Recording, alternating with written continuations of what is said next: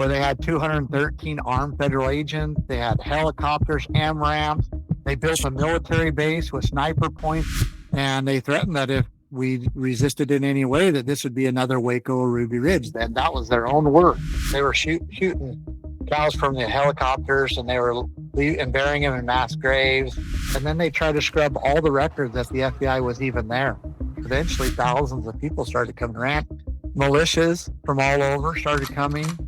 The people built up a resistance, both politically and physically, against these agencies, these federal agencies, until they're like, we're losing the PR battle. Now we don't even have the physical advantage anymore. But I have to give the credit mostly to the American people to responding. Otherwise, I think they would have just killed us. We negotiated terms that they leave within an hour, and they went and packed up. And in 107 vehicles, we watched them leave within an hour, and they were gone. They coaxed the mother into the ambulance saying that she could go with them. And then they ripped the baby out of the mother when no one can see. They ripped the baby out of the mother's arms, and then they arrest her and take her to jail. It happens all the time. In Idaho, 4 babies a day are taken on average. We were in federal prison for 2 years and never convicted. Think about that. Never convicted of even a misdemeanor, not even in an infraction. Then we beat them on all charges. We were acquitted by a jury on every charge. Freedom is physical. And I think you should question everything. I believe that all institutions eventually deteriorate, and then they try to preserve themselves through tyranny.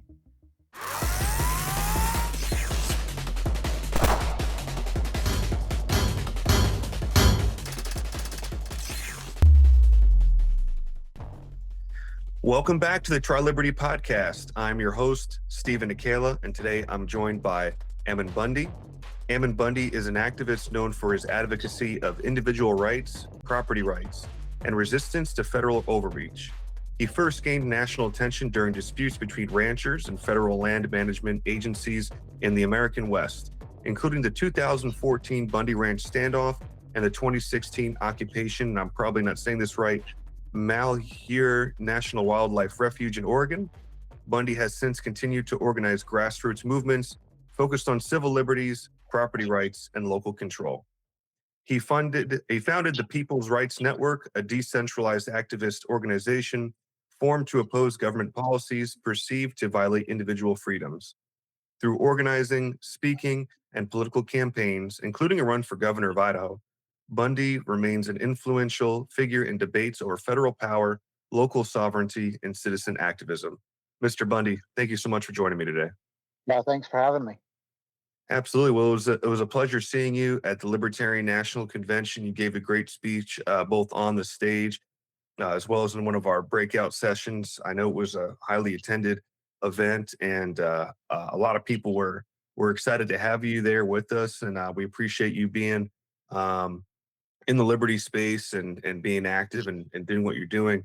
Now, you're still active to this day politically, and I want to go back to kind of what made you put you on the national stage, which was the Bundy Ranch standoff in 2016.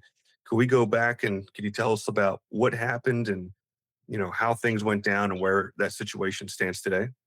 Yeah, well, I mean, just give a little bit of background. My family has been ranching in the southern Nevada desert for now 150 years plus years. And at the time this was escalating, my family, again, it was in 2014 that everything came to a head. So my family had been ranching there for 140 years. Since 1877, my family went in there. And of course, in 1877, no one wanted that area. It was like a desert. It was hot. There was no air conditioning, and no one wanted that. In fact, the people that came into that area prior to my family said it was uninhabitable, that no one could even live there. And my family went in there and carved a living and started grazing the cattle on the foothills of the mountains and diverting the waters from the Virgin River. And they carved a very difficult and hard living out of there. And that's what my heritage is. And then my family, passed that on until it came to my father. My father either inherited rights or he purchased them from other family members, and that's how he basically built his ranch. And then, I mean, without going into too much detail, and we could talk about the details if you Mhm. want, because it really exemplifies what's happening to the entire nation and actually the world when it comes to liberty, because these rights that my dad had either inherited or acquired, um, they were real property rights. They were grazing rights that were deeded with the state of Nevada, connected to the water rights, the livestock watering rights, because there's springs all over the mountains up there. And so the state of Nevada says, well, you have to have water to graze cattle. So we will call these livestock watering rights. And then along with the grazing rights around those waters, that's where your property how the property will be deeded. Well, anyhow, um, then what happened is in the 70s, the early 70s, late 60s, early 70s, the federal government became very predatory and they got taken over by these environmentalists and these agencies.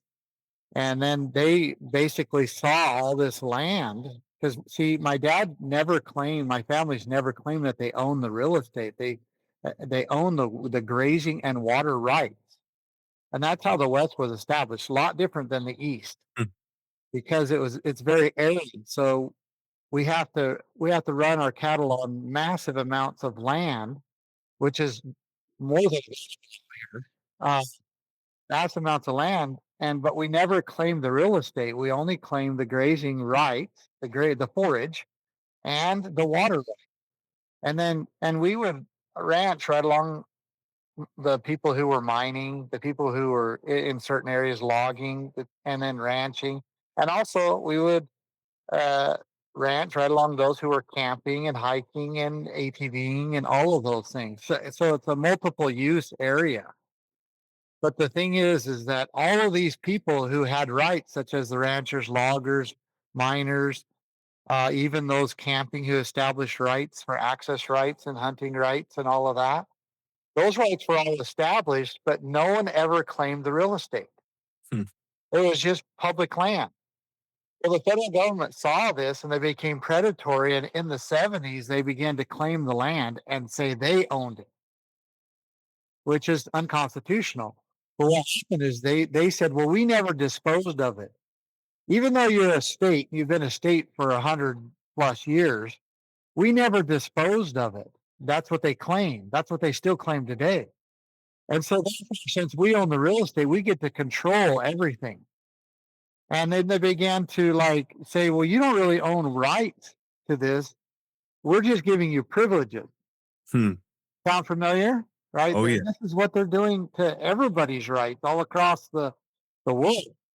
And so they began to, even though these rights were very old and they were established through prior appropriation, beneficial use, the way all rights are established, and legally with the states, the federal government became predatory in saying, well, we own the real estate, and so therefore we could tell you what these are not rights, they're privileges, and we could tell you whether you can use them and how you can use them, and they're not property.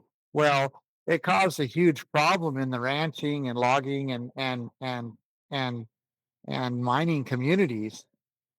And there's a there was a big pushback in the ranching community called the Sagebrush Rebellion, and the ranchers actually won that, both politically and legally, to the point where Reagan was going to actually declare that all these rights were established rights and stop the federal government from predatorily trying to take them. But before that happened, uh, there was basically lawyers got involved, the ranchers' lawyers, unknown to the ranchers actually, and then the bureaucratic lawyers with the federal government got involved and they backed away from it and they made this kind of agreement that they would just stop pushing, and it was never established, never was written and cleared up. So anyway, so now here we move forward another 30 years, And my dad is now ranching on his original rights. And the federal government now, they kind of forgot whatever happened in the Sagebrush Rebellion era, and they became more predatory. Because let me just lay this, the motive, it's both, it's twofold for the federal government. The motive is twofold. One is you have these extreme environmentalists that have infiltrated these federal agencies, Mm. and they have an anti-human policy.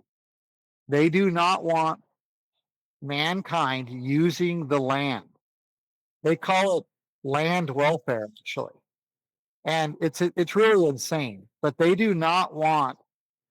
And there's a theology behind it that if we ever want to go into it, we can go into it. But it's basically a religion for them. Well, it is. It's not even basically. It is a full theology that's anti-human. So that's one side of it. And then the other side of it is the Western United States has it is the wealthiest subsurface mineral land base in the world. In the early 90s, so this would have been like 92, I believe, the federal government did a geological research. And so this was before we even had technology that we have now. They did a geological research and determined that in the Western United States, west of the Colorado Rockies, there's over $117 trillion of subsurface minerals. Wow.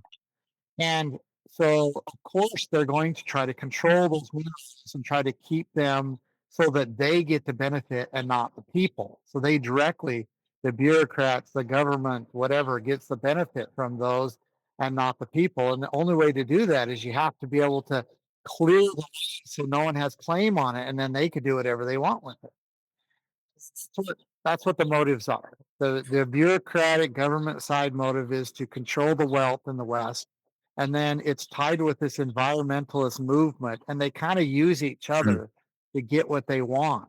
And meanwhile, those who came out and carved a living out of the West and have true right are being crushed and driven off, and also, or in many instances, through generational gaps, those people are being convinced that the federal government owns it, and so they're turning into renters rather than owners. And Well, that's what created it.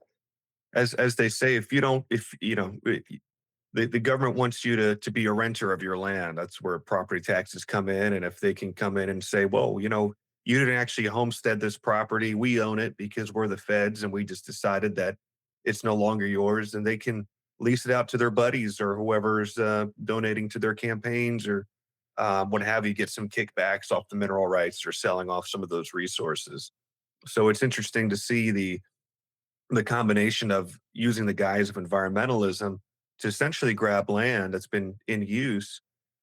We see that with carbon credits and things like that, and these ideas of, well, we got to stop global warming, we have to protect the environment, so we're just going to control everything and everybody. Um, and if government doesn't exist to protect property rights, which includes such things like grazing rights and mineral rights and water rights, then really what good is government at all? Because then they're just a gang. They're not actually there to protect our liberties, which was the whole point of Leviathan in the first place. But so basically, your family's been around for generations. The government comes in with the BLM and takes all this property, which they own in some states, the majority of land. They're a massive landowner, and they're infringing on the rights of farmers and families and industry. So what happened next? What did you decide to do? What got you in the mindset to say, "Hey, this isn't right," and you decided to do something about it and make a stand? Because I think you're a rare breed in that regard, and it's refreshing to see. But what kind of led you down that path to really say enough's enough? To give that credit to my dad mostly, because during this time where they were trying to drive the ranchers off or create policies that would put them out of business, intentionally put them out of business, my dad and a few others began to really study, the Constitution, the laws, and it's very clear that the federal government doesn't have control or the authority constitutionally to control, like in Nevada, 89% of the land mass. Jeez. And I mean, and then even more of the subsurface mineral rights. And so I began to push back. And then they basically came and said, hey, we're going to make your ranch a mitigation area for the desert tortoise. And what was happening is hey, oh, good old talk about the dead and too bad, but he, in my opinion, wasn't that great a guy.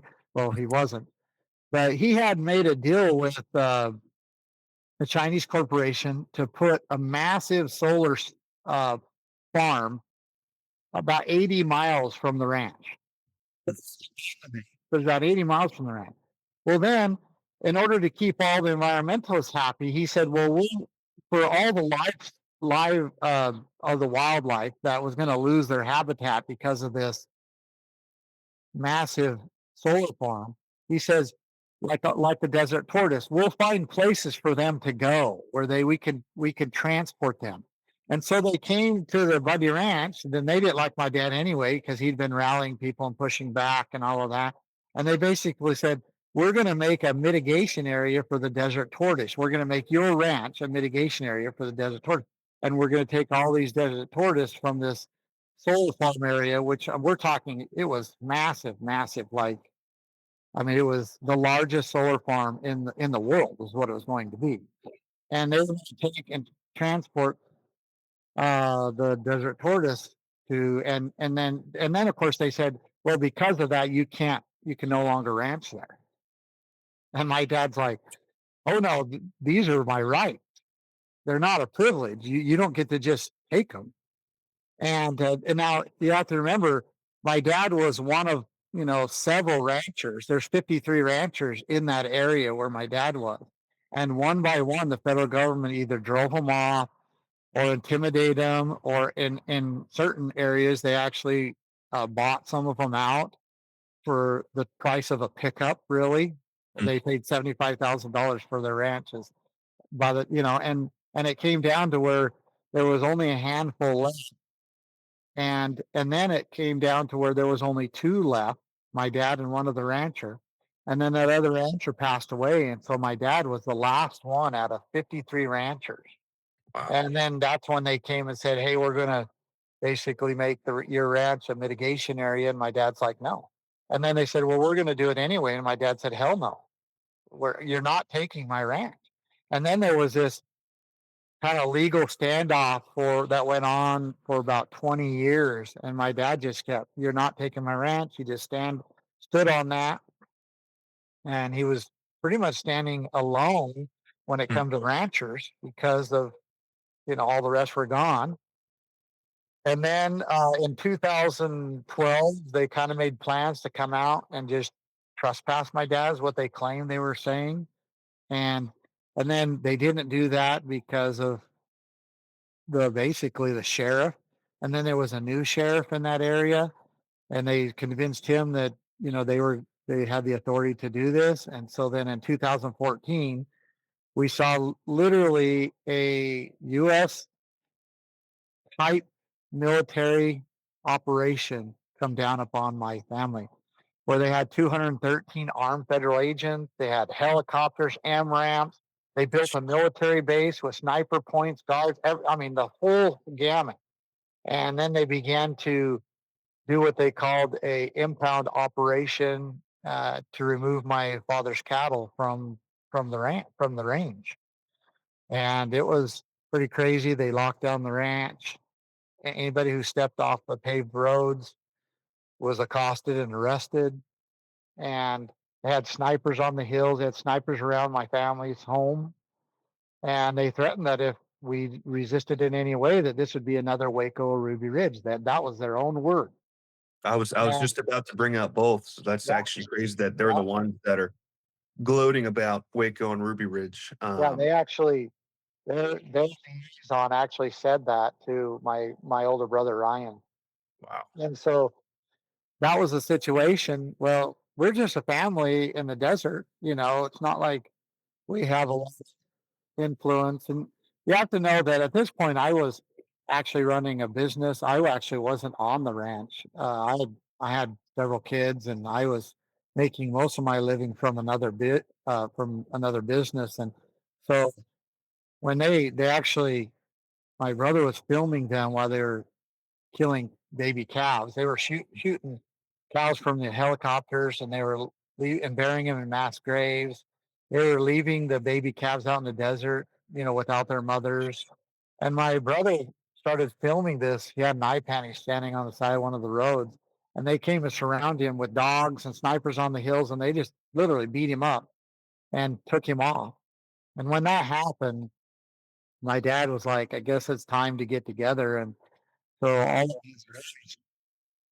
his boys came, including me, came to the ranch, but we didn't really know what to do other than just kind of resist a little bit. We didn't know. I mean, we're dealing with military people, military type. I say type because I don't want to insult the actual military, because this was a bureaucratic army, is what it was. They've got a lot of toys that the military uses, but they're Yeah, just feds. yeah. They're a bureaucrat. They were a bureaucratic army. And anyway, we learned later. I don't know how much detail I can give you. So much detail, but there was, of course, the Bureau of Land Management was there. There was the U.S. Fish and Wildlife was there. There was the National Park Service that was there, and there was the Forest Service that was there, and then I think, of course, one other agency. But what we didn't know at the time, there was this, there was these. You could tell they were highly trained, and they were not in uniform. They were like normal. They most of them had beards. They wore normal caps, but the way guns and all that, you could tell they were either hired or they were very highly trained, like especially team. And we wondered who they were. We didn't know who they were. We could tell that they were different, and they were, anyway, just from like the little encounters we had with them for something different. Well, to make a long story short, they end up um, basically killing cattle, assaulting us, and all we were doing is pretty much just like damn it, protesting. We didn't know what else to do, and they like body slammed my Aunt Margaret to the ground, and then they tased me one time, a bunch of times, and then we found out that they were up there destroying our water infrastructure, like that was over 100 years old, some of it, and of You know, course, it's some that technically that's considered a war crime.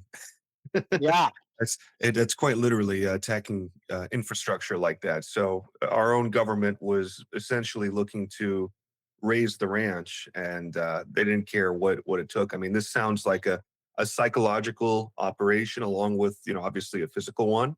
Um, all because there's some ranchers on some land that they wanted. That's pretty incredible. well, see, it's not a coincidence because they knew my dad's rights, not privileges. Rights were tied to the livestock watering rights, because and deeded with the state of Nevada. They knew that, and so they had to like eliminate them, just make them completely where they were not being used. And they had done this. In fact, I did a research over afterwards, after all this happened.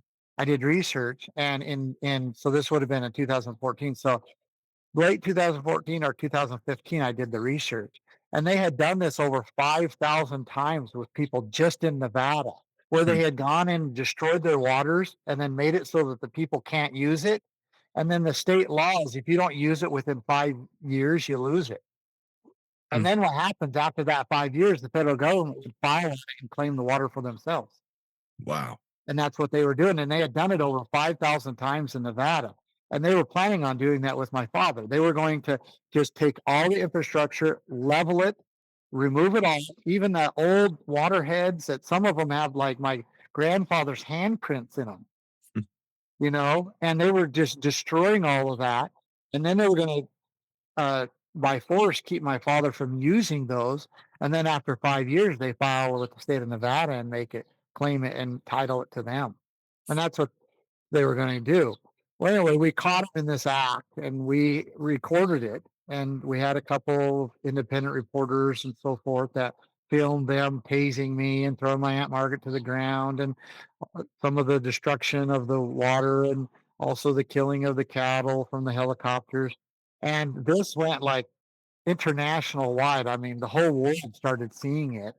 And they were not happy, especially the people in the United States were not happy with what their own government was doing. And so they started coming to the ranch. I mean, hundreds and hundreds, and then eventually thousands of people started coming to the ranch.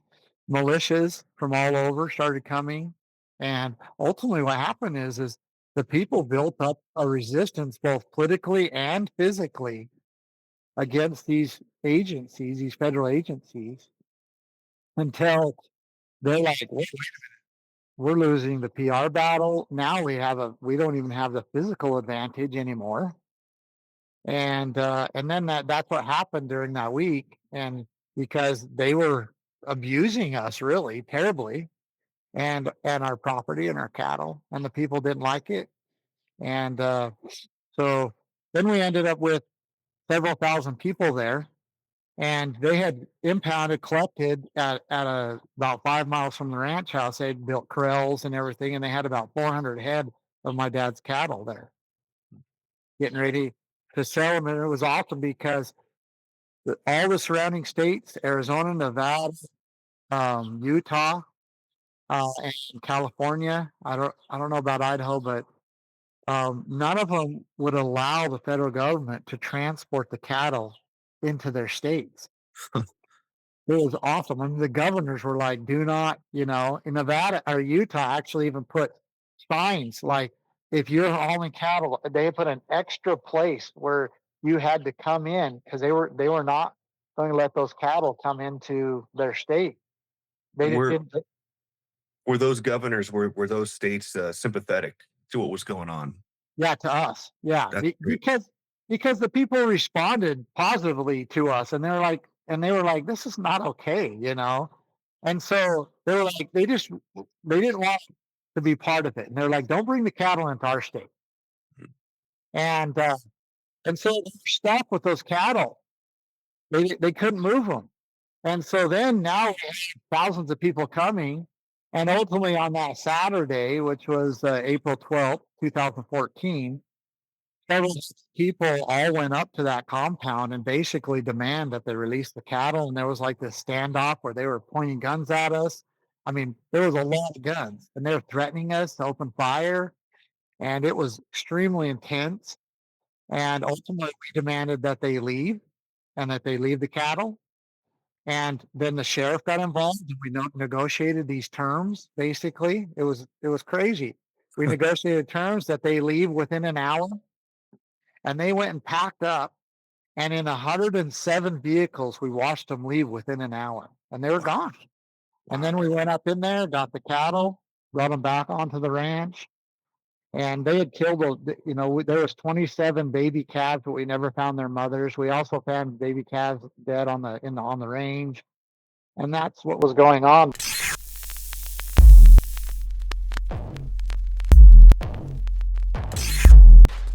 October 2008. A 9-page paper drops during the worst financial crisis in decades.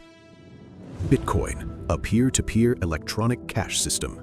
The promise was simple. No banks, no middlemen, just people transacting directly with complete control over their money. Fast forward to today. Bitcoin isn't peer-to-peer anymore. It's digital gold, a strategic portfolio asset. When you buy through an ETF, you don't control it. When institutions hold it, every transaction is tracked. With soaring fees, Bitcoin became exactly what it was designed to replace. Zono brings back the original vision, a peer-to-peer digital economy. Privacy by default, every transaction untraceable. Created by the developer who coded CryptoNote, Zono goes further. Tokenize anything privately, stocks, bonds, stablecoins, any crypto asset, all completely hidden from surveillance. No tracking, no monitoring, no institutional control. This is what crypto was supposed to be. Hijack your privacy back with Zono, the privacy-powered digital economy. I went back to my business. My dad went back to ranching, and we tried to get back to life as normal, but it was just never normal after that. It just, there was so much publicity and so much, uh, I don't know. People thought we were heroes because we actually stood up and actually was successful. But I have to give the credit mostly to the American people to responding. Otherwise, I think they would have just killed us. What do you think? There's something interesting about the U.S. and our culture. We're a Second Amendment culture. We've got our firearms, and there's always been a fear of government. I think for a lot of people, especially today, because government's the Leviathan's just gotten so strong, so powerful, and so omnipotent.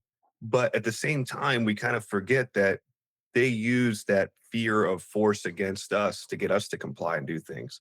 Um, our founding fathers always said you have to have a government that also fears the people.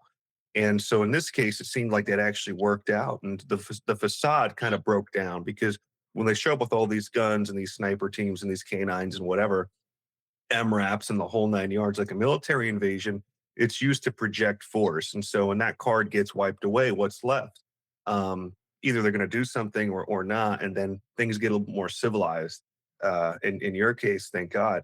So, I mean, is there a lesson there? I know this is interesting territory to consider, but what is the lesson to the American people that, hey, look, you've got you've got a certain power too, that the government can't always just run roughshod over us like they do in just about every other totalitarian country. I mean, we see what's happening in Europe, in Canada, in places like Russia and China, and all around the world, where they don't have the same respect to the Second Amendment. I think we take it for granted that we have the First Amendment, we have the Second to protect the First, and it's always been a part of our culture. But it's something we don't talk about for different reasons. That look, if the government becomes tyrannical or whatever, what's our posturing? What lessons can we glean from it?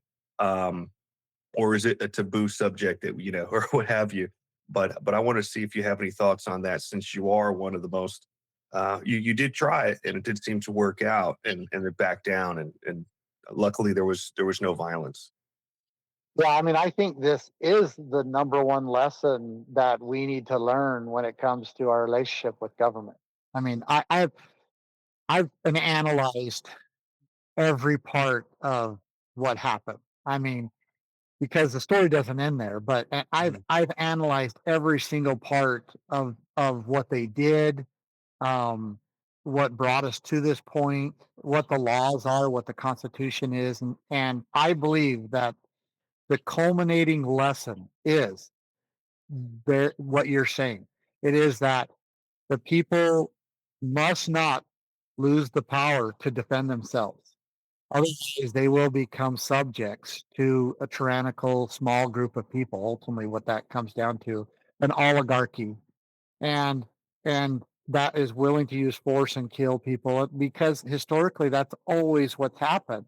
And when I look at the nations across the world, it it I'm deeply, deeply concerned that we are losing the ability to defend ourselves and to maintain freedom.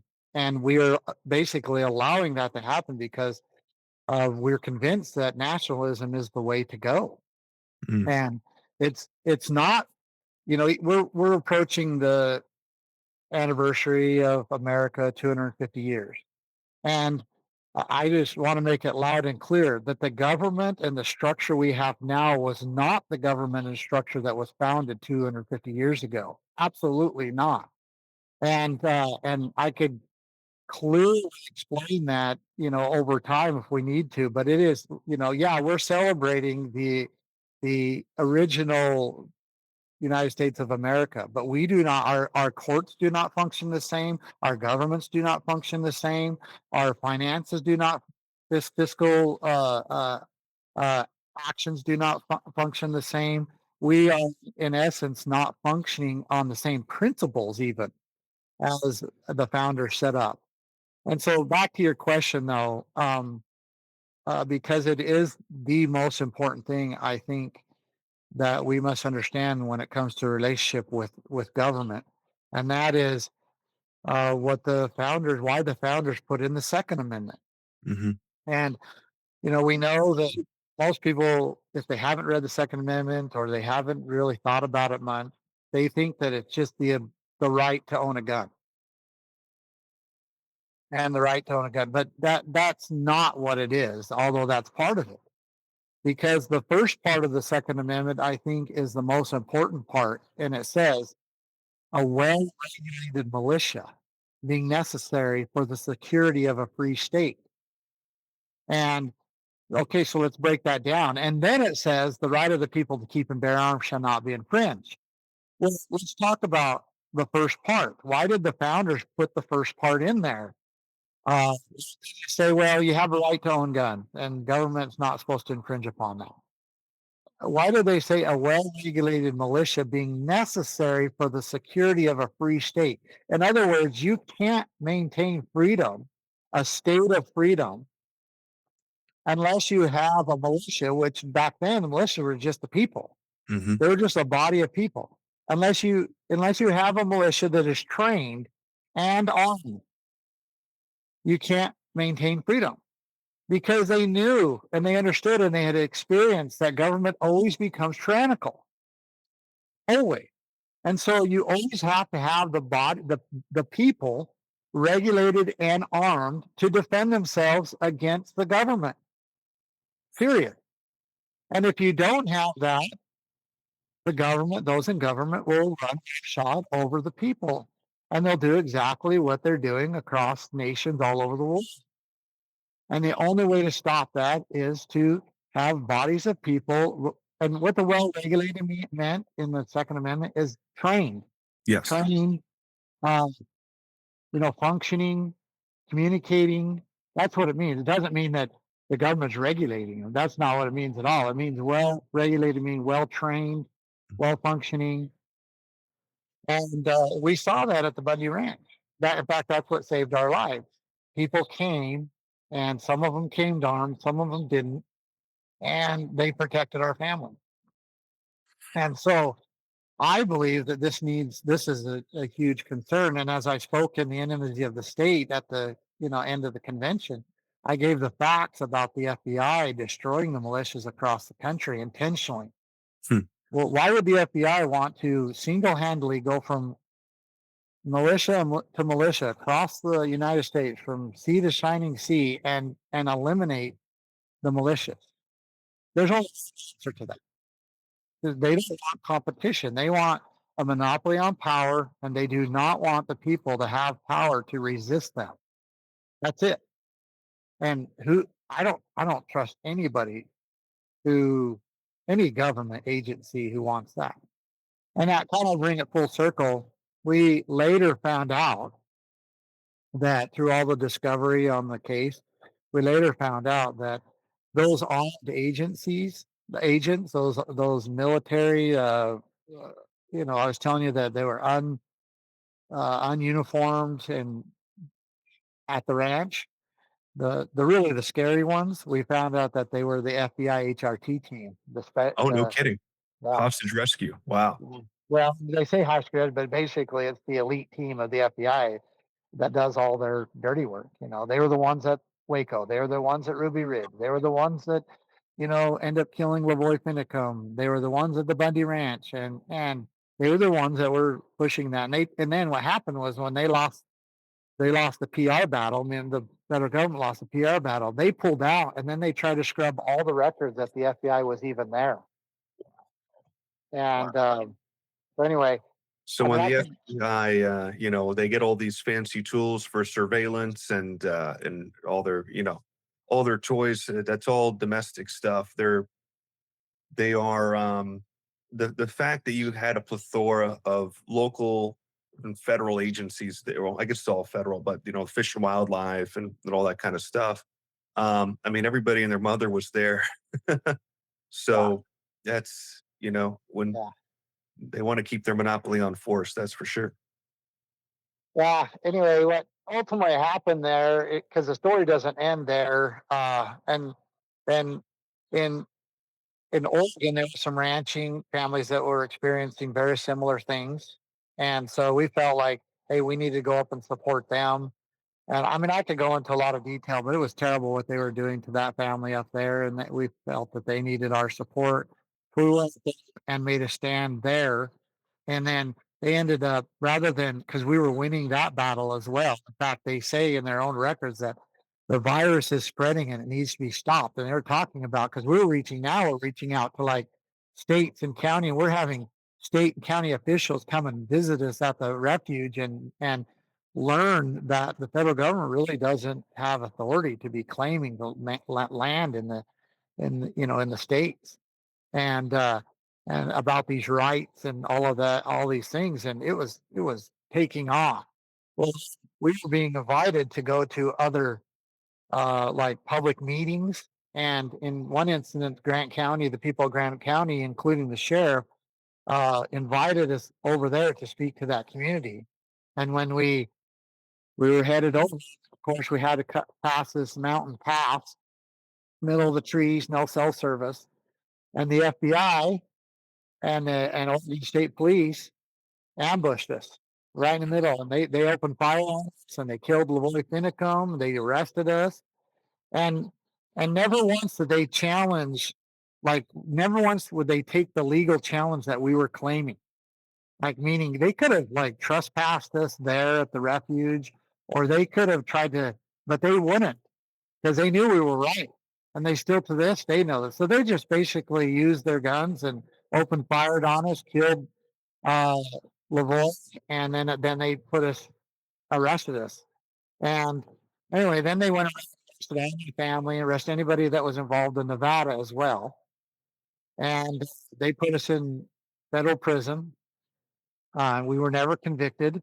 We were in federal prison for 2 years and never convicted. Think about that. Never convicted of even a misdemeanor, not even in an infraction. Hey, we went through Oregon trial, took about 10 months, and we beat them on all charges. We were acquitted by a jury on every charge. And then we went down to Nevada because they charged us with all the stuff, and we beat them there because we exposed that we finally found out the FBI was involved, and they were withholding over 3,800 files of exculpatory evidence. And so they had to dismiss the case there. And after 2 years, we walked out of the federal prisons and went back to our families and home, and went back to ranching and went back to taking care of our families. But they actually put us in prison for 2 years and never, ever even got, one conviction. We weren't even convicted of even one even infraction. And then, of course, they're just like, okay. And my dad went back to ranching, and we went back to life. And by this time, I had moved to Idaho. And then, any question you have during this point, you just because I could keep going telling the story, but if you have any questions, just interrupt me because I'm just kind of going off here. It's interesting. I mean, it's a hell of a story. I, I mean, how before and after. I mean, what? I mean, you probably already went into this already, but like, you know, because I know right now you are doing much more than just at the ranch. In terms of fighting for freedom and doing everything. I have a question for you before I get into some of the other stuff that I want to talk about. But what do you think is the proper role of government? Well, I mean, I believe that the proper role of government, and I believe that the way I'm drawing this from is either biblically and with our founding documents, what the founders established this government to do. Mhm. And it was purely to have a power strong enough to defend the rights of individuals, of the people, life, liberty, and property of the people. And that was it. And that there was no other, of especially federal government. There was no other. But, I mean, that comes to local governments too. And so just to defend the rights of the people, and that's it purely. And beyond that, there is no proper role of government. And we could go into, a lot of people say, well, they might want to argue that, but you could go into like even their documents, even the definition of freedom. The founders defined freedom as and I'm going to articulate it just a little bit different because some of their definitions are I mean, I'd like to pull them up, but I don't have them right here. But they're very very similar to what I'm going to say. And that the definition of freedom, the founders defined it as the ability to do whatever you want as long as you do not harm another person, or as long as you do not infringe upon another person's life, liberty, or property.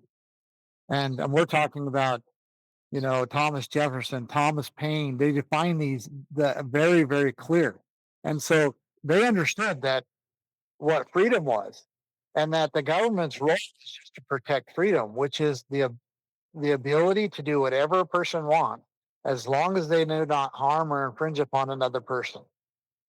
And so we should be free as people to do whatever we want as long as we don't infringe upon our neighbors or infringe upon other people. And the government has no authority or jurisdiction, or should not have any authority or jurisdiction, until we've infringed upon another person's right. We have a situation, unfortunately, where the government's in business for themselves. And when governments start going business for themselves, they become predatory upon other people's rights. And then they become the infringer of the rights rather than the defender of them. And a lot of that's because our government has become so big and so massive and so involved in so many things. And then it's been taken over by, you know, those I mean, the Republicans and the Democrats. And what Democrats? I mean, I define it this way. I mean, I guess I can. The Republicans, well, the Democrats, let's start with them. The kind of the uh, leftist Democrat. What do they want? They want to take the wealth of other people and live off of it for themselves. That's ultimately what they want. So they need government to do that. Mhm. They want to distribute wealth because they don't want to produce for themselves. If you ever had good conversations with, a leftist, you'll find out that that's ultimately what they want. They want to take what somebody else has produced and they want to live off of it because they think that that's what is fair. And so then you take the Republican. Well, the Republican's not quite as bad, but pretty close. Because what he wants to do is he wants to use government to benefit himself in producing.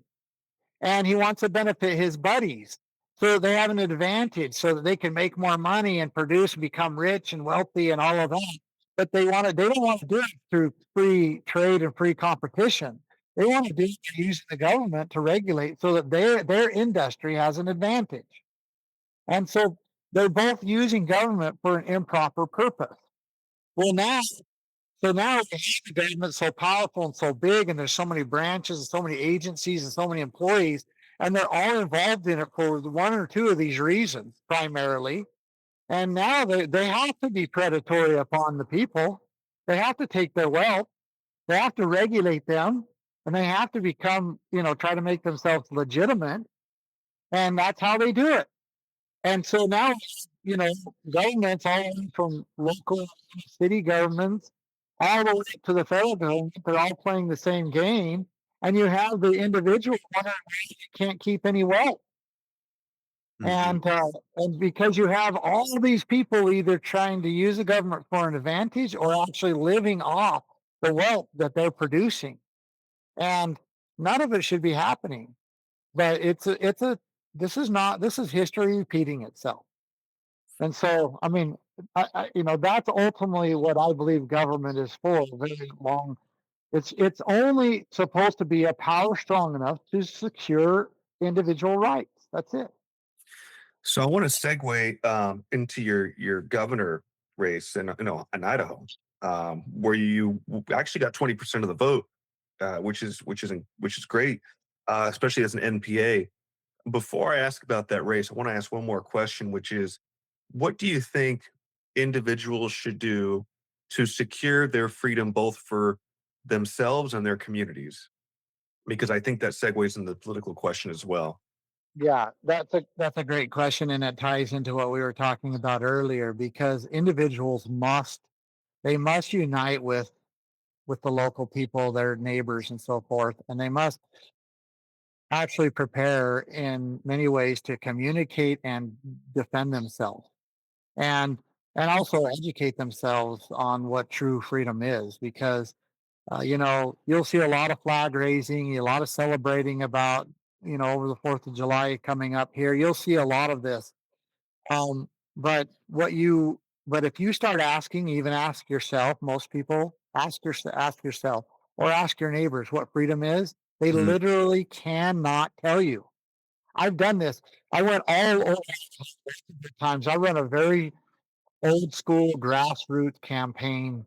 It was very old school. I got in an RV that had it was decaled with, wrapped with Bundy for governor, and I went around like old school politician and had town halls. I had hundreds of town halls, and in each town hall, I asked the people what the definition of freedom was, and almost nobody could tell me what the true definition of freedom was.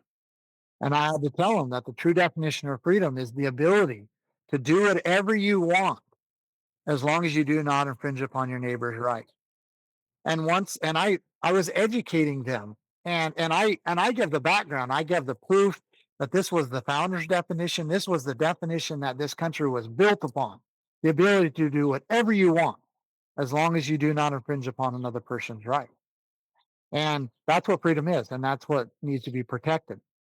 But you'll ask people, they'll be flying, they might fly the banners and the flag, and they'll celebrate, but they have no idea what freedom even is. And so we have to educate ourselves, and we have to learn to defend ourselves and to defend our communities. So if things continue to happen like they did at the Bundy Ranch, you have the ability to defend yourself. And you can't stand alone. It's hard to stand alone. But unfortunately, that's what we need to do. And I'm saying, like, have these little mini militias all over, where you have 2 to 12 people in your neighborhood, and you're just communicating. You all kind of believe the same thing. You're all working. You're not going crazy. You're not getting some fanatical ideas. I'm not saying any of that. But you all training.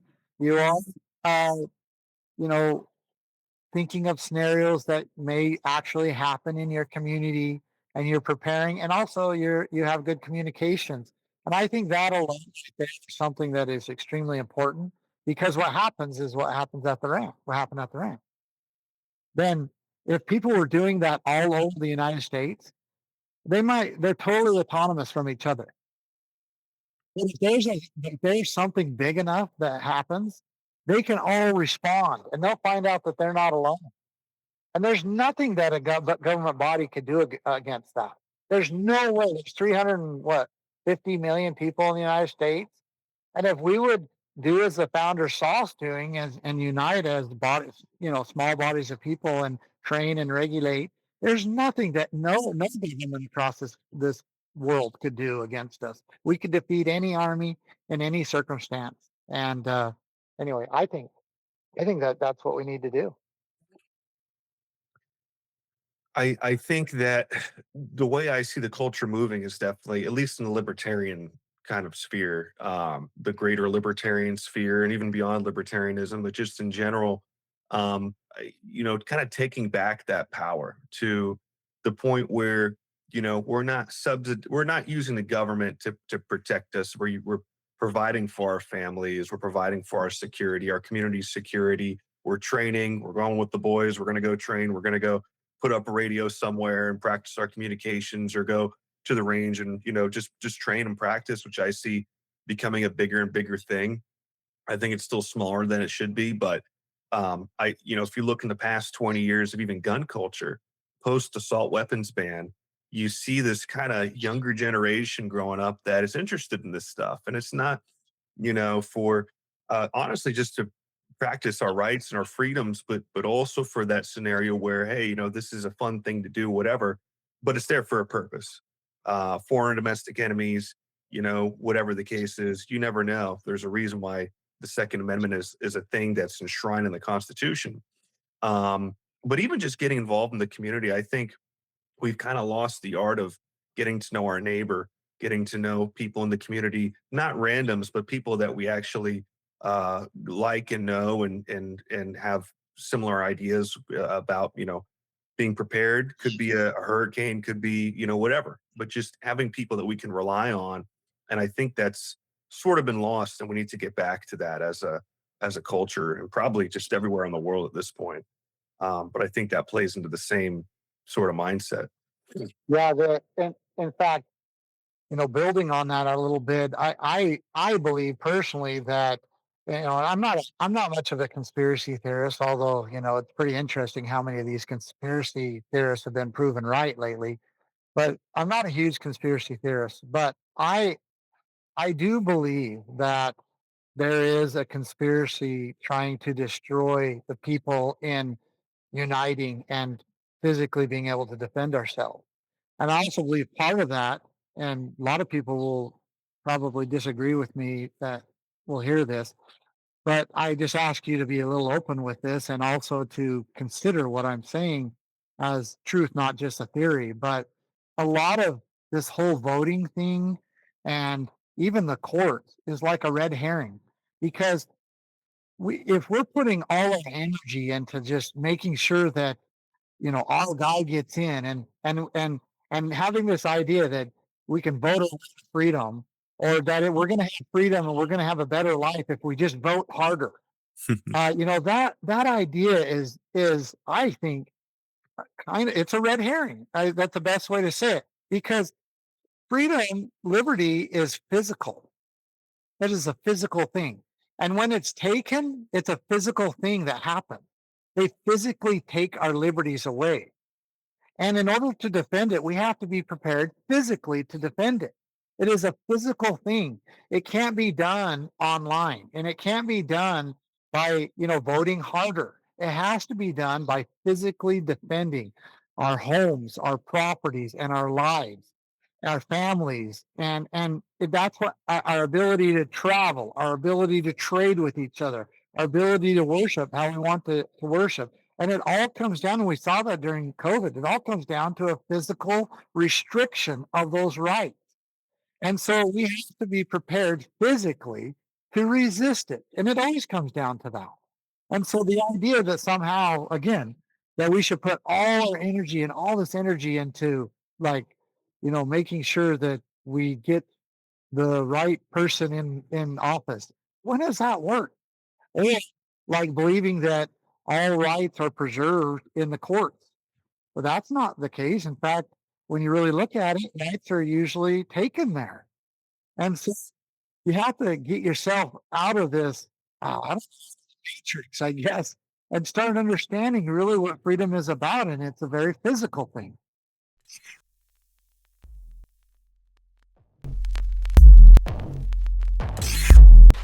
This is Freedom Dollar, FUSD, the world's first privacy-focused stablecoin built on the Zano blockchain.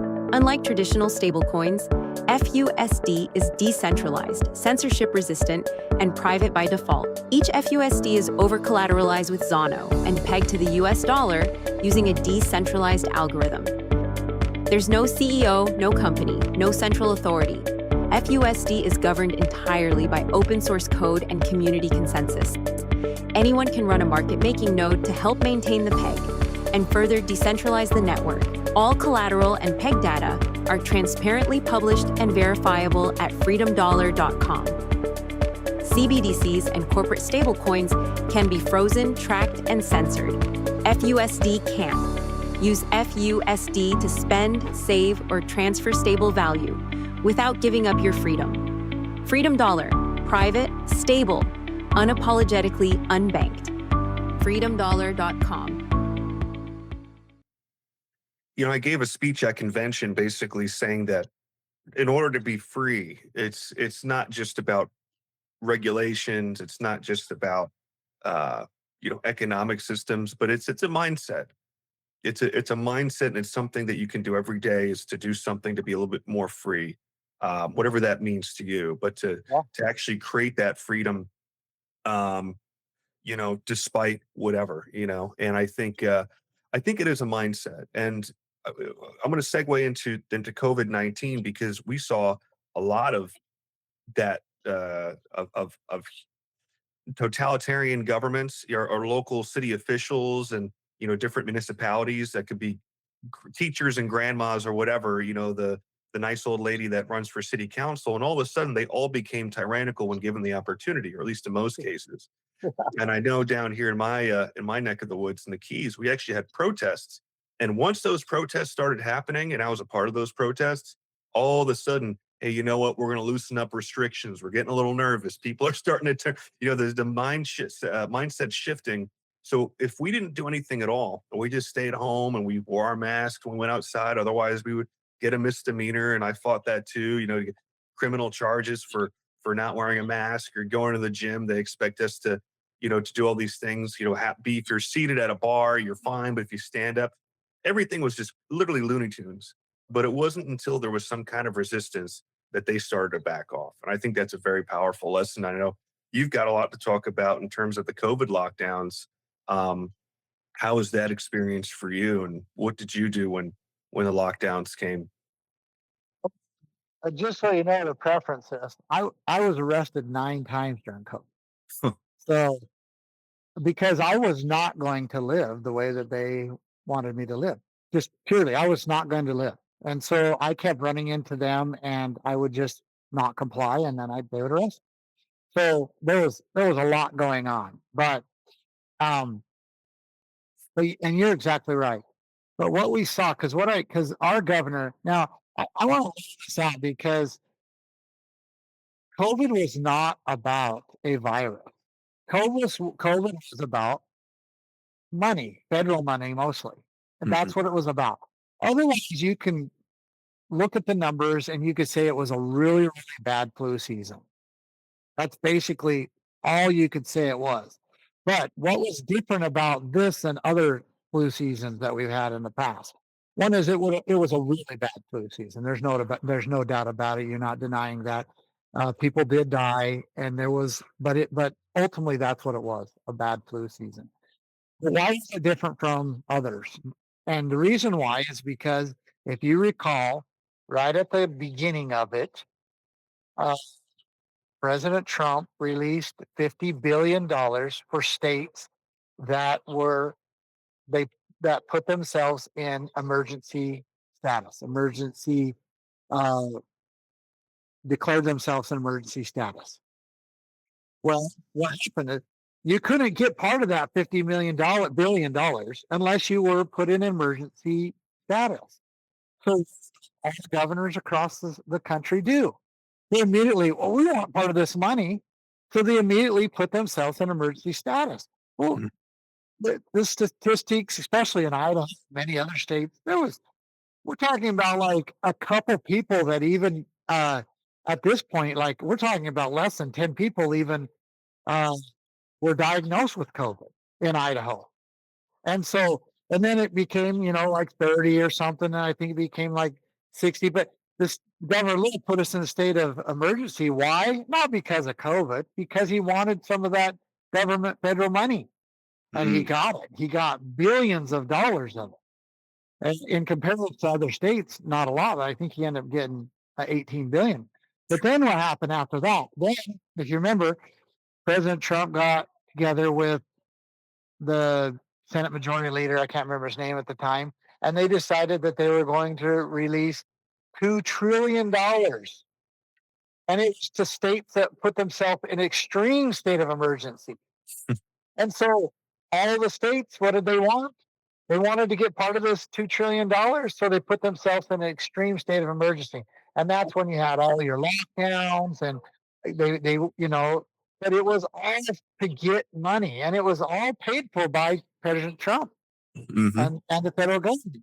And a lot of people say, oh, President Trump's freedom, freedom. He paid for COVID. And all these states became tyrannical, and all the cities and the hospitals and everybody became because they were trying to posture themselves in order to get this federal money. And in order to get it, they had to follow the White House rules. And those were strict, meaning they had to put their states and their facilities in these lockdowns. So then in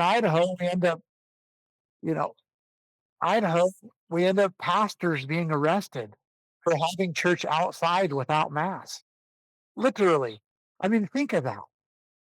Pastors in the United States, Christian pastors in the United States, in Idaho, being arrested for holding church outside without mass. And, I was paying quite close attention to it. As soon as the governor locked down the state, well, I began resisting specifically the very things that they were doing. So, for example, I, on Easter of 2020, if you look it up, I held a massive Easter service where I took a warehouse and we made it a church. And I think we had about 600 people come, and we had this massive Christian Easter service. And well, they about that. In fact, later we got discovery from one of the cases when they arrested me. They never arrested me there actually. Well, we found out that the FBI, Joint Terrorist Task Force, in communication with the Idaho State Police and the local police and sheriff and so forth, that they were planning on raiding that service and doing Wow. mass arrests. The Joint Terrorist Task Force was going to raid an Easter Sunday Yeah, and congregation. that's right. For having service on Easter. Anyway, they decided against it because they thought the PR would be so bad, which it would be. But ultimately, I just started resisting specifically, and I wasn't the only one. But you're exactly right. Pretty soon, it wasn't very long, it was just a few months, of direct pushing back, which it cost me, my liberty a few times, and I had to fight these stupid little charges that they would, issue against me. But pretty soon, I'm seeing more and more people doing it, more and more people until all across Idaho, people are resisting, and then they just stop pushing. And Idaho basically became all during COVID like it wasn't even existed, other than the hospitals and some of the private facilities, but everybody was going to work, everybody was traveling, everybody's going to church, and that's what was going on. And then you'd go across the border to Washington and Oregon, and it was like a communist state over there, completely different. And I believe it's because the people of Idaho pushed back and said they weren't going to comply to any of these things. And it was about not complying. When your freedoms are infringed upon, you have to not comply. Otherwise, I, you lose it. I think that's a very powerful lesson. It taught me a lot because, like you said, it wasn't until there was pushback that things started getting lifted. But if there was no pushback, we'd probably still be living under lockdowns to this day. And I'm not exaggerating. Wow. People really saw what government is capable of if given the opportunity. And it's interesting that, several times you said that the PR would have been bad. So they decided not to do something terrible. And so if it wasn't for the PR, they didn't cite the law or what's right, or no one with a cooler head said, hey, we shouldn't do this. It was because of the PR. And I think that's a very powerful First Amendment type play too, is that, these things have consequences and the government manages optics more than they care about the law because they That's care about what exactly. people think and say and yada, yada, yada. So it's a lot of very interesting questions, or a lot of very interesting lessons from a lot of this is that the way our government operates is just has nothing to do with the law or what's right or what's wrong. It's how do they get what they need, without upsetting the people too much, which Yeah, is and an interesting that reality. and that includes the courts.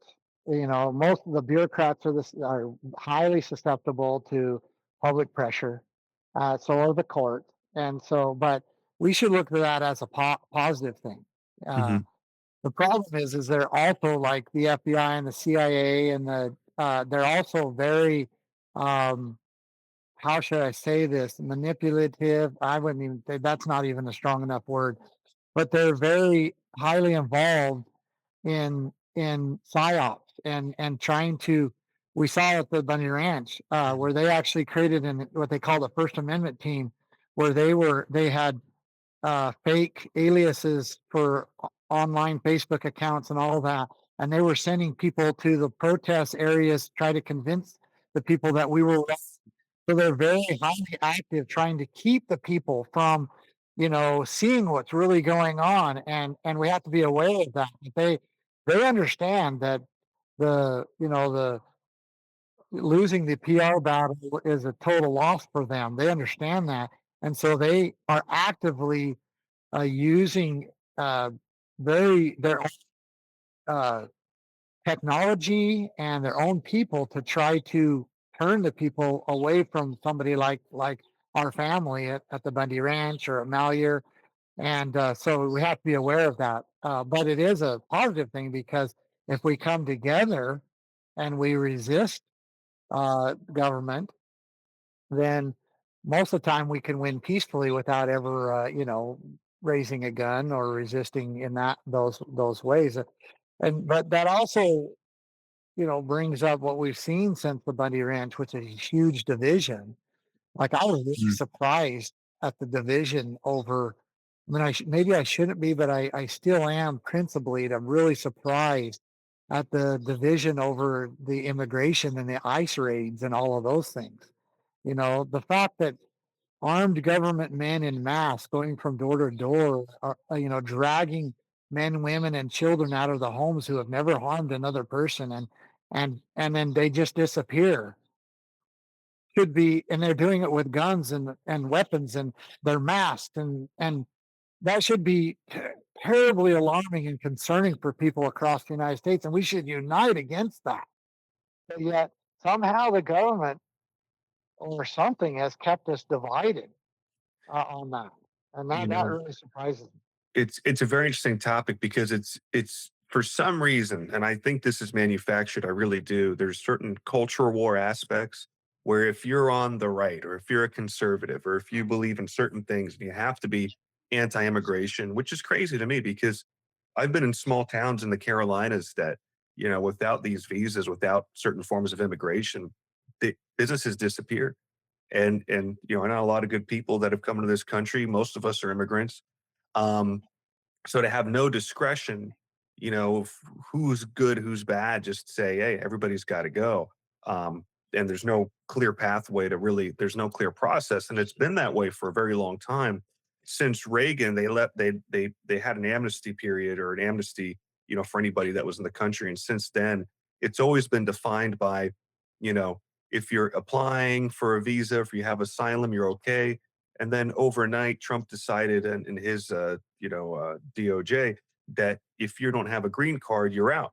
So a lot of these people that were kind of legal before, now they're getting out, and they're using Palantir AI. They're using mass surveillance systems, and people forget that the ICE is a division of the Department of Homeland Security. It was created after 9/11, so it's really a counterterrorism task force that Mhm. is being used for internal immigration.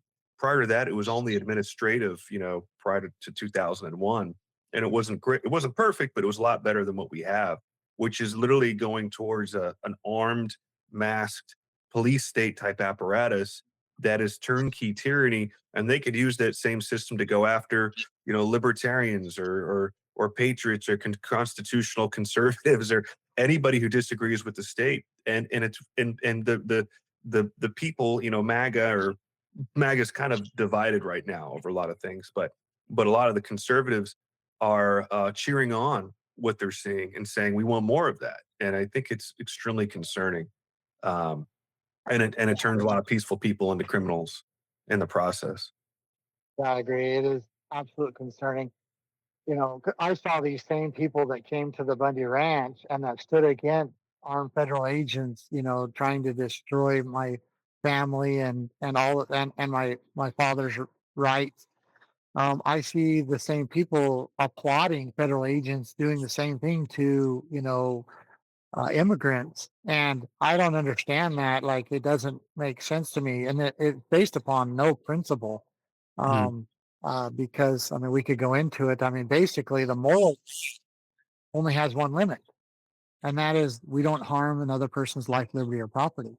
And so, if another person, has not, if an immigrant has come here and they're peacefully, I don't believe that peaceful residence is crime. I don't believe that at all. I don't, and there's no evidence in our laws and the Constitution in our history that anybody in that established this nation believed that peaceful residence was criminality. It just simply wasn't. Um, and so, but they applaud that and they support it and they support armed, masked government agents going from door to door, dragging peaceful men, women, and children who have never harmed anybody, and then they just disappear.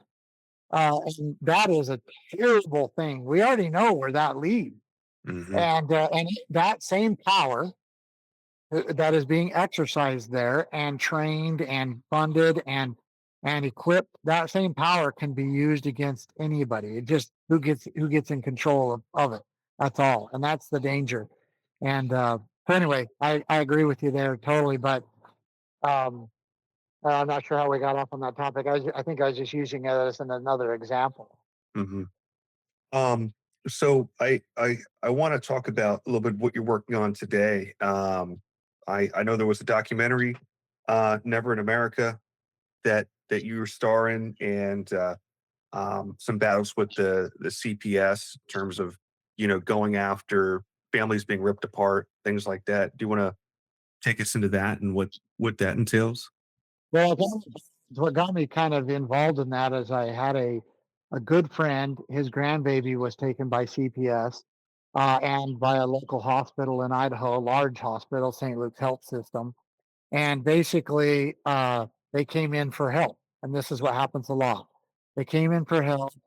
Then the hospital basically claimed that they had jurisdiction over the baby and said if they don't follow their medical demands, that they would call CPS. Well, the family tried to comply, but then because they were afraid, this was a young couple, first baby, and they threatened them that they would call CPS if they didn't follow their medical demands. And so they complied, and then they finally were discharged. And then they went home, and then the doctor had set up mandatory doctor appointments. Hmm. And so they were going to that. And after like three or four of them the same week, uh, the mother was sick. And so she uh, called in and said, I'm not going to make it to this one on Friday. And so what do? They call the CPS. CPS sends the police out. They take the baby away. And I got involved because this family is a beautiful, beautiful Christian family. This baby was loved. He was just wonderful, but he had a medical condition that no one knew the problem, not even the hospital. And they were trying to deal with it. It's called cyclic vomiting syndrome, where when he gets certain proteins, he would throw up. Well, they were trying to transfer him from breast milk to foods, and so he was having these vomiting symptoms, and they couldn't figure out why, and they were going to doctors long before they went to the hospital. The reason went to the hospital because he had a spell, and the doctor's like, "Well, I think you better go get an IV because he's might be dehydrated." So they go to get an IV, go to the hospital, St. Luke's Hospital, for help. And next thing you know, the hospital was basically claiming that they have jurisdiction and power over the child. And the family tried to comply, but then ended up missing one appointment, one doctor's appointment that she called in and said she wasn't going to make because she wasn't feeling well. Remember, this is during COVID. This is in 2020, and so they sent the police, and Meridian Police comes along and basically, well, steals the baby. But the way they did it was just disgusting because they coaxed the mother into the ambulance saying that she could go with them. And she's like, that's fine if you guys want to check him out and all that, whatever, which this was all unwarranted. I mean, you see the videos and the baby's smiling and looking around and all that.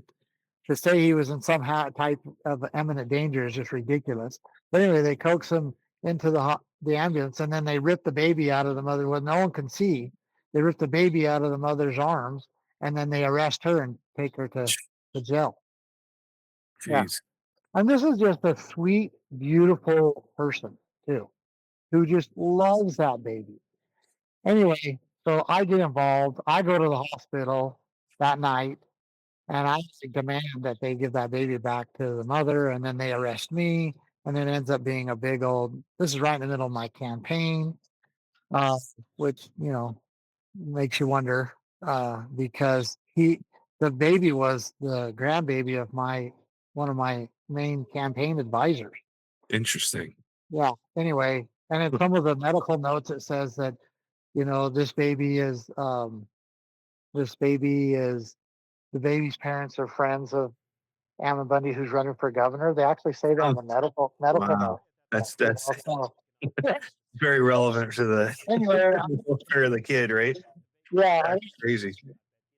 say that there was a connection there, but and anyway, so then I just started directing all my influence to the hospital. So we had the next morning we had like 400 people at the hospital demonstrating, and we just kept it up. We started going to the CPS agent's house, the judge's house, um the uh the officer's house who declared the baby in imminent danger, and we started just putting people at the CPS office, and we're just getting tons doing the same thing we did at the ranch, right?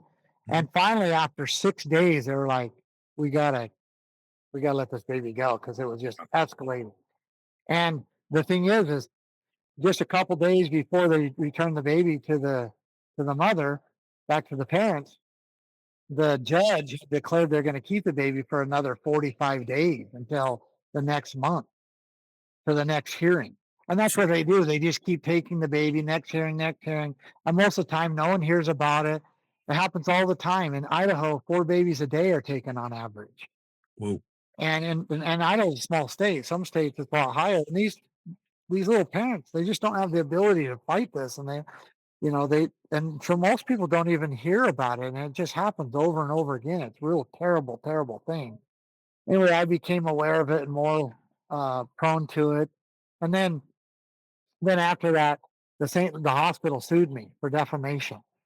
So then it became this massive lawsuit, and it was literally a bunch of garbage that went on, and I didn't even hardly fight it. Maybe I should have, but they had lawyers. They spent millions of dollars litigating against me in this lawsuit because they just knew that all they had to do is just put, they went on a $600 million annual budget. That's what this hospital, this health system, so spending $3 or $4 million a year to try to crush somebody is not a big deal. And Mm, plus, I'm in the middle of a campaign, so they tried to defame me that way.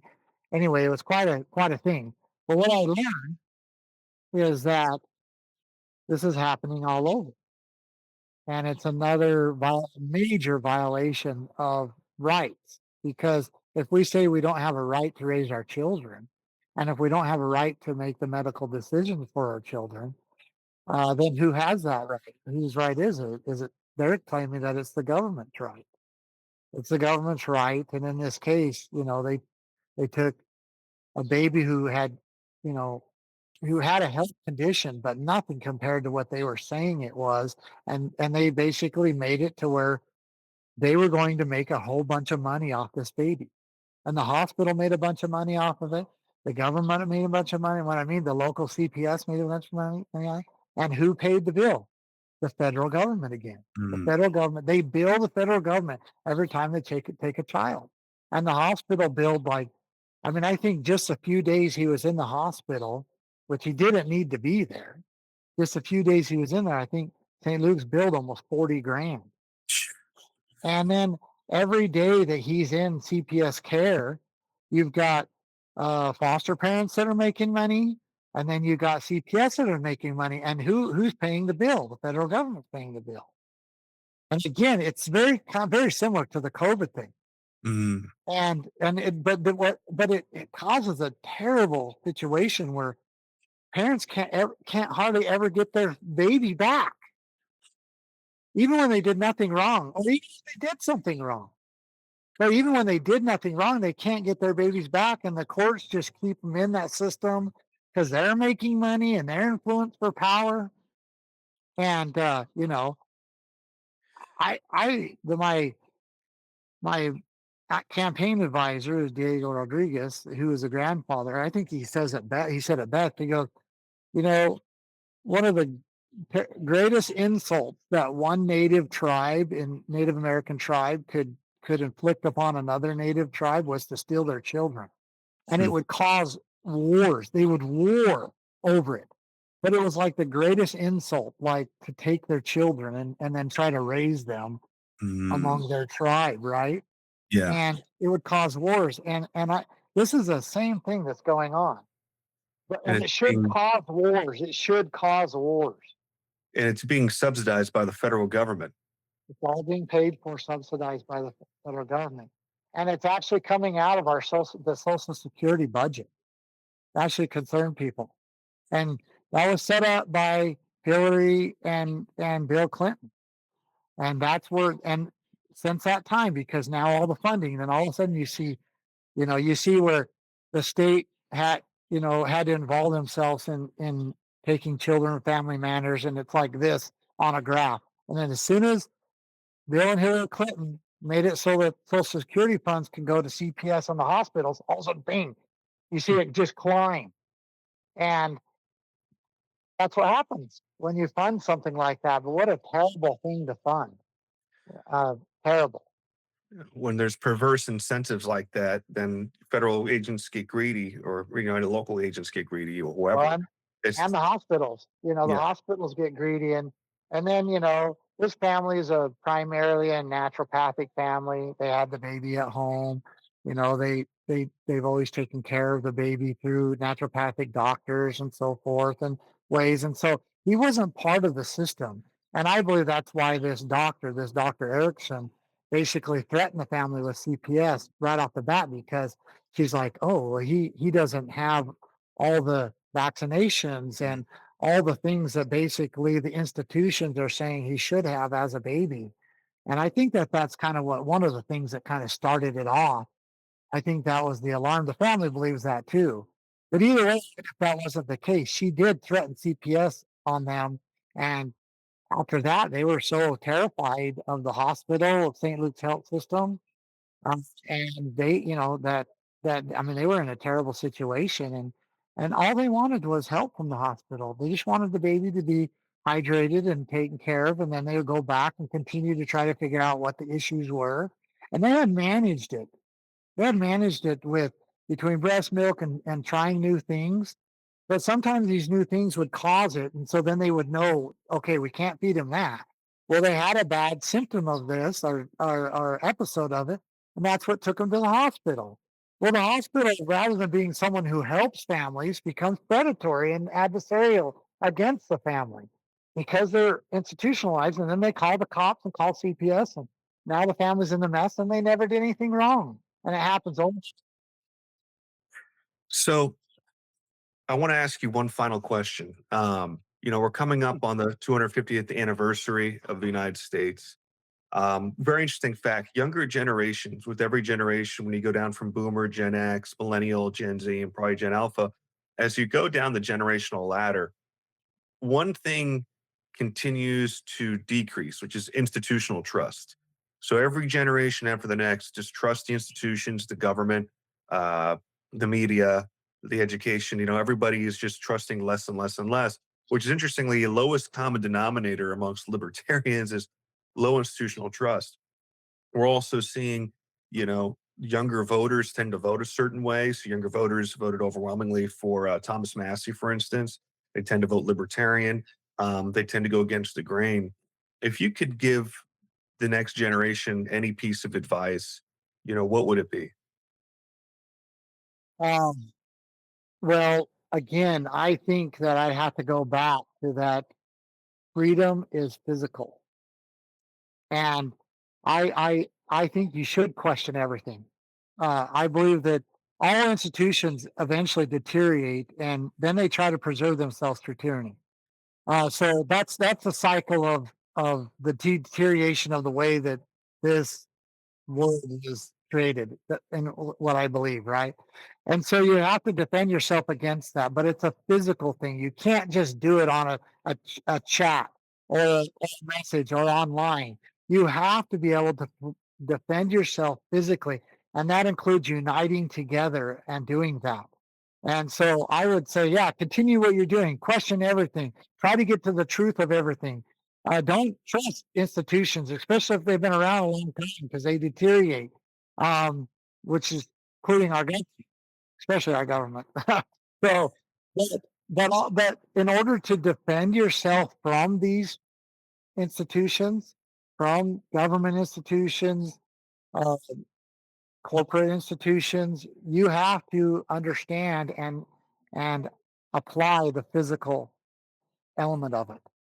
And it can't just be it can't just be theory, and it can't just be online. It has to be a physical thing as well. Ammon Bundy, thank you so much for being on the podcast, and we'll have to have you back on again. I really appreciate it. You're a great storyteller and very, very interesting. I'd like to pick your brain on some other things in the future, but I really appreciate you having you on. I look forward to it, and thank you for having me on. It's been enjoyable. Thank you. Any final thoughts before we sign off? Nope, other than just what I said. Liberty is a physical thing. Freedom is a physical thing, and we must prepare ourselves to physically defend it. Ammon Bundy, thank you so much for being on, and we'll see you all again next week. Thank you.